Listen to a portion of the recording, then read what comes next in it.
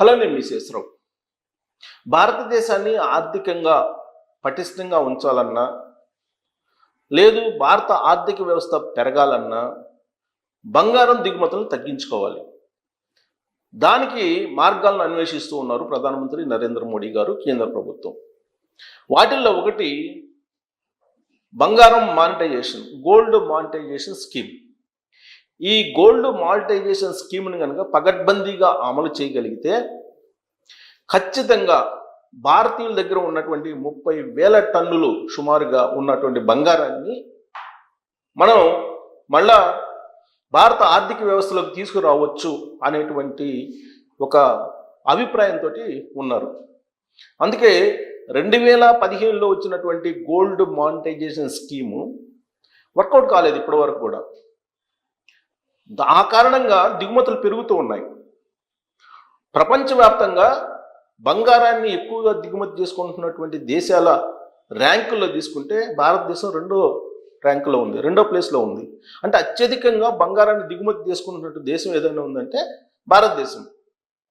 ప్రతి ఏడాది సగటున దాదాపుగా 700 టన్నుల నుంచి 800 టన్నుల వరకు దిగుమతి చేసుకోవాల్సి వస్తుంది భారతదేశం అనేటువంటి ఒక లెక్క ఉంది.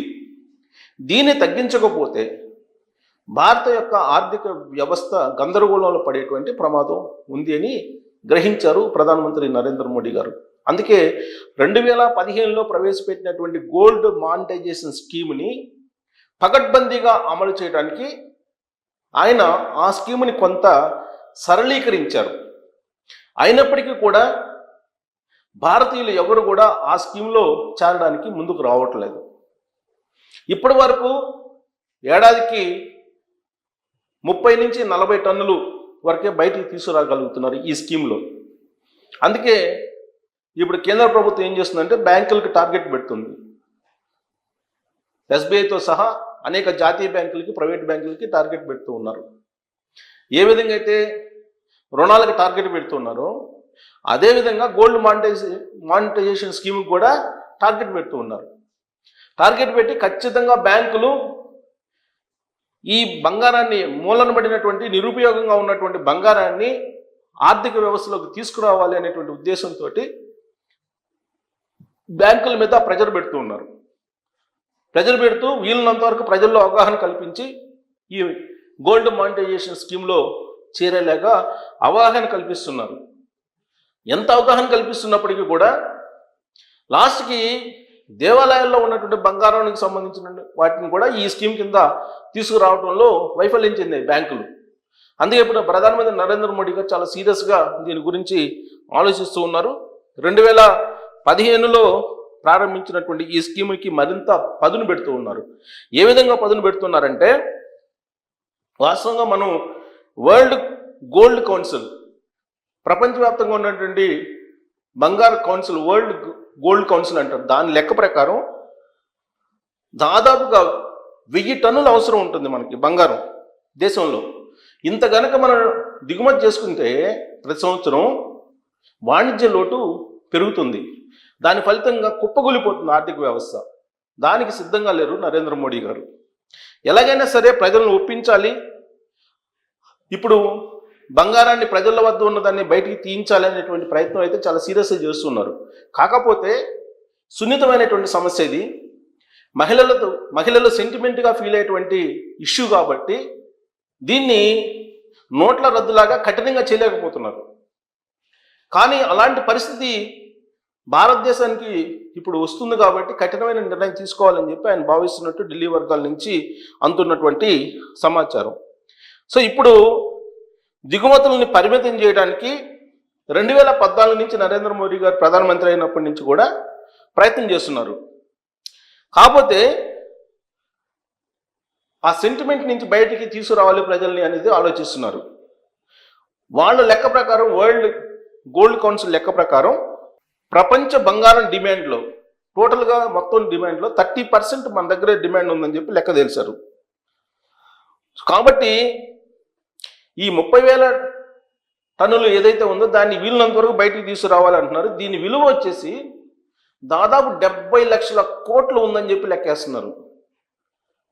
70 లక్షల కోట్లకు పైగా ఉందని చెప్పి లెక్కేస్తున్నారు. సో దీన్ని బయటికి తీసుకురావాలి అని చెప్పి ఇప్పుడు ట్రై చేస్తున్నారు. భారతదేశంలో ఉన్నటువంటి దేవాలయాలు వాటిల్లో దాదాపు 4,000 టన్నులు బంగారం ఉందని చెప్పి తేల్చారు సుమారుగా. సో ఆలయ ఖజానాలతో పని లేకుండా దీన్ని తీసుకురావాలి గోల్డ్ మానిటైజేషన్ స్కీమ్కి అని చెప్పి చేస్తున్నారు.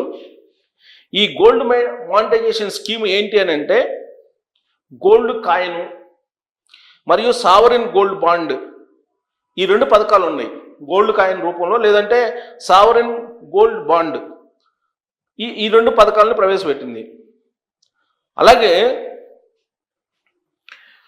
ఇళ్లల్లో ఉండేటువంటి బంగారం, దేవాలయాల్లో ఉండేటువంటి బంగారాన్ని సేకరించాలని టార్గెట్ పెడితే బ్యాంకులకి, ఈ బ్యాంకులు తర్వాత ఈ ఆభరణాలు రిటైలర్స్ ఉంటారు, ఈ బిఐఎస్ సర్టిఫైడ్, వీటిని బిఐఎస్ సర్టిఫైడ్ కేంద్రాలుగా మార్చాలనేటువంటి ఒక సరళీకరణ చేశారు. అలాగే దేశంలో ఉన్న బంగారాన్ని గోల్డ్ మానిటైజేషన్ స్కీమ్ కింద తీసుకురావడానికి 2021లో దీన్ని సవరించారు. ఈ సవరించిన దాని ప్రకారం ఏంటంటే గోల్డ్ మానిటైజేషన్ స్కీమ్లో స్వల్పకాలిక డిపాజిట్లు, స్వల్పకాలిక బంగారు డిపాజిట్లు 1 నుంచి 3 సంవత్సరాలు పెట్టుకోవచ్చు. మధ్యకాలిక బంగారు డిపాజిట్లు 5 నుంచి 7 సంవత్సరాలు పెట్టుకోవచ్చు. దీర్ఘకాలిక బంగారు నిక్షేపాలు 12 నుంచి 15 సంవత్సరాల వరకు ఈ గోల్డ్ మానిటైజేషన్ స్కీమ్లో ఉండొచ్చు. ఈ స్కీమ్కి వెళ్ళినందువల్ల ఏంటి బెనిఫిట్ అంటే దాని వాల్యూ కట్టి ఆర్బీఐ నిర్దేశించినటువంటి వడ్డీ రేట్ని చెల్లిస్తారు. ప్లస్ భారత ఆర్థిక వ్యవస్థలోకి ఇది వచ్చేస్తుంది. దాని ఫలితంగా దిగుమతులు తగ్గిపోతాయి. ఇది భారత ప్రభుత్వం యొక్క లక్ష్యం. కాబట్టి దీన్ని కనుక ఆర్థిక వ్యవస్థలోకి తీసుకురాకపోతే చాలా ప్రమాదం ఉందని చెప్పి అంచనా వేస్తున్నటువంటి క్రమంలో సరళించి 5 నుంచి 7 సంవత్సరాల లోపు మరియు 12 నుంచి 15 సంవత్సరాల లోపు మధ్యస్థ, దీర్ఘకాలం వచ్చేసి డిపాజిట్లు వరుసగా 2.25% వడ్డీ, 2.50% వడ్డీకి ఇవ్వాలని చెప్పి ఆర్బీఐ నిర్ణయించింది. సో ఆ మేరకు వడ్డీని కూడా నిర్ణయించి ఈ గోల్డ్ మానిటైజేషన్ స్కీమ్ని అమలు చేయాలి అనేటువంటి ప్రయత్నం చేస్తూ ఉంది.